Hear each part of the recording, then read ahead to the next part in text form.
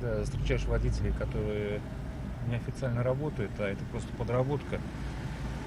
Видно сразу? Видно сразу, да. Чужака на дороге Общение с таксист Дмитрий клиентом. Буренин распознает сразу стиль вождения, манера поведения с клиентами. У Дмитрия две версии, так называемый бомбила или приезжий. К последнему как раз и возникают вопросы. Приехали в другую страну, здесь совсем все по-другому. Здесь надо соблюдать правила. Обучить российским правилам ПДД предложил мэр Москвы Сергей Собянин. Брать на работу таксистов только с российскими водительскими удостоверениями. Инициативу озвучил на форуме «Такси в Москве».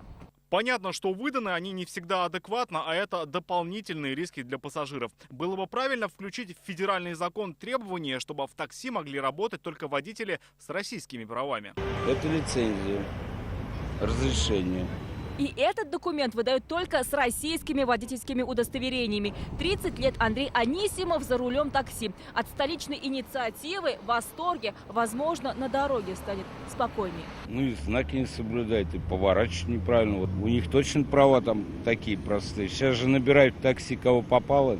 Сейчас компании такси обязаны отказать водителям без российских удостоверений. Но все ли работают по закону? В некоторых случаях отследить это сложно, говорят эксперты. Тяжело отследить именно сервисы такси, которые не имеют, так сказать, своих офисов, да, назовем их так, а интернет именно сервисы. Там, мне кажется, тоже, наверное, должны смотреть, но вот смотрят или нет, это большой вопрос. 25 аварий с водителями из стран СНГ и 28 с иностранцами из дальнего зарубежья. Это статистика инспекторов ГИБДД за текущий год.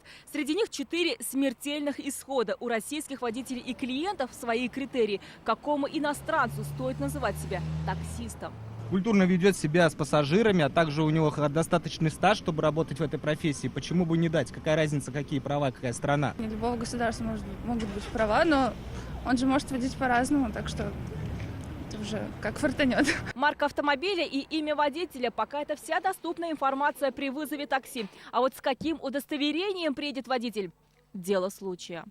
Альбина Минибаева, Данил Филатов, ТНВ, Казань.